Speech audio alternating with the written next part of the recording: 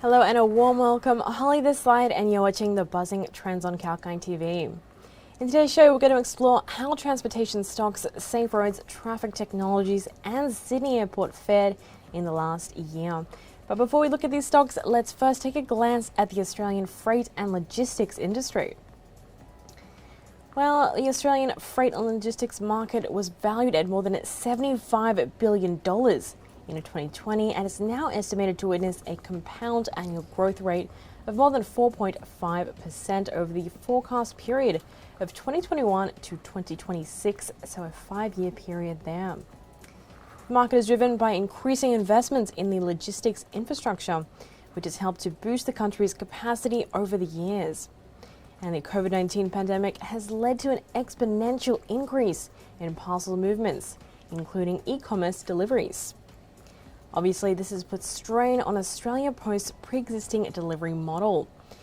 And similarly, the freight and logistics industry has felt these impacts nationwide, particularly through the demand for the home delivery of groceries and medical supplies during the pandemic. Road freight is the predominant mode of transport for urban, interurban and regional freight, and is in part of the supply chain for most imports into Australia.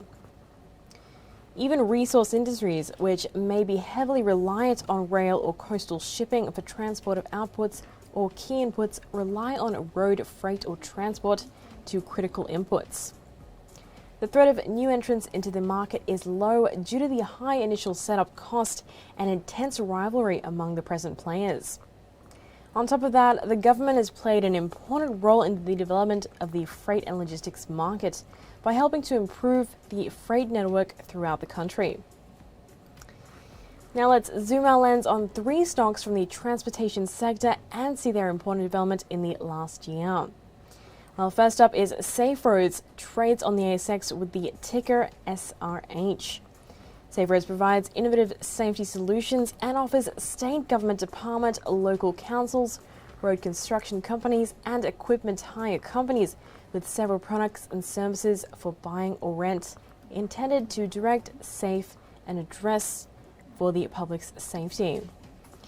During the financial year 21, the company delivered stable results amid a challenging market environment.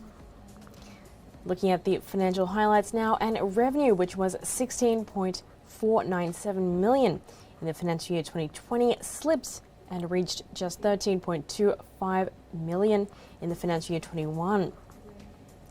Plus, despite a dip in revenues, EBITDA improved from $1.964 million in the financial year 2020 to just over $2 million in this current financial year.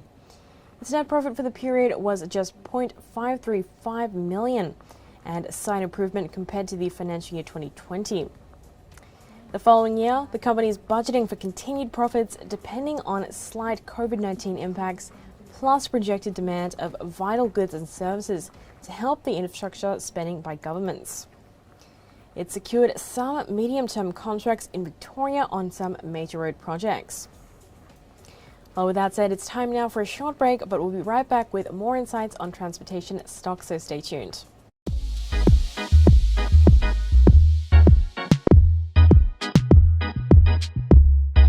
Hi there, James Preston for 𝐾𝐿 TV. Are you into gaming and virtual reality? Does AI and the endless possibilities it entails capture your interest? Or are you constantly trawling through the web to try and discover the latest updates and innovations in the tech space? Well, let us do the work for you. From the latest product launches to shocking affairs on the World Wide Web, exclusive interviews and information about the top companies like Apple and Google to brand new tech startups vying for your attention. 𝐾𝐿 Tech Beat has the latest in what matters in the world of technology. Join me every single Thursday on The Tech Beat, exclusive to 𝐾𝐿 TV.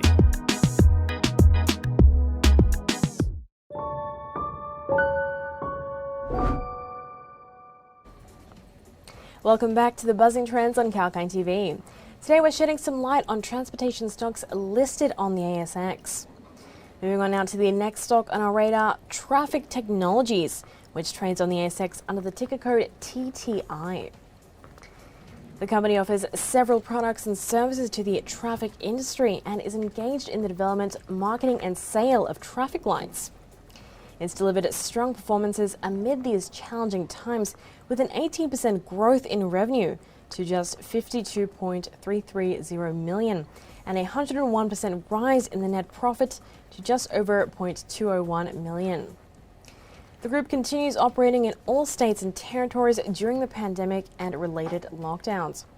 However, due to international travel bans, the company experienced an impact on export sales.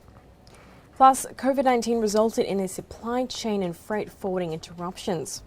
But despite this, Traffic Technologies completed 2 acquisitions during the period.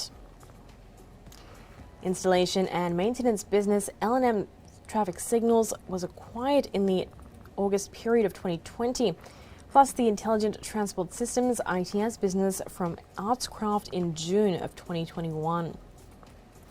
Traffic Technologies has a positive outlook given the rise in government spending on infrastructure projects, a solid order book, along with a portfolio of term deals. That being said, revenue would depend on government expenditure decisions, COVID-19 impacts, and linked lockdown and international travel bans. Now, the last stock in focus today is Sydney Airport, which trades on the ASX with the ticker code SYD. Sydney Airport is into airport operations and continues to experience the impact of COVID-19 on its business. In the first half of fiscal 2021, it reported a drop of 36% in total passengers. And revenue dropped 33% compared to the first half of the financial year 2020, as the company believes that the trend will bounce back once the vaccination program gains momentum. Another big news coming in from the company is that Sydney Airport recently received its initial takeover offer. That's right, in early July, Sydney Airport informed the market that a consortium of infrastructure investors proposed a $22.6 billion all-cash transaction to buy Australia's largest airport. Although Sydney Airport Board knocked back the proposal just 2 weeks later, stating that the offer undervalues the company and is not in the best interest of shareholders. A revised conditional and non-binding proposal soon followed a month later, sweetening the deal. The consortium of infrastructure investors tabled an improved $8 billion and 45 cents a share offer.